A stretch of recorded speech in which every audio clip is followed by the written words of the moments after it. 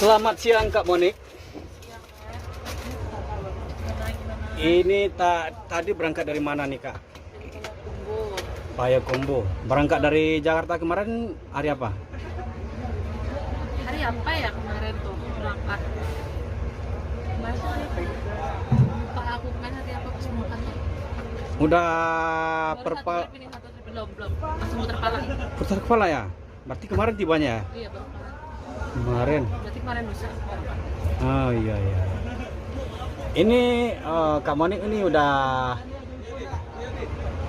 tidak kembali di Sumbar. Ini momentum yang terbaik sebenarnya. Ini alasan yang tepat untuk main di Padang Jakarta ini apa nih kira-kira? Sedih kapan langsung aja nyata-nyata. Iya. Udah dah? Dah? Oh nunggu Bang Dah dulu. Udah lagi bayar makannya. Ini untuk interiornya ini kelihatannya baru nih Kak Monik ya. Iya. Untuk seperti dibandingkan dengan yang bus yang sebelumnya itu gimana rasanya Kak? Sama lah, cuma bedanya lebih pendek. Lebih pendek ya, kayak kepala truk itu ya. Kak, siap.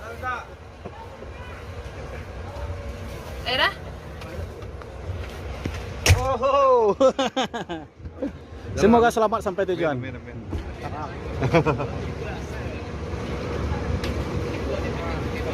Siap. Emang. Yup.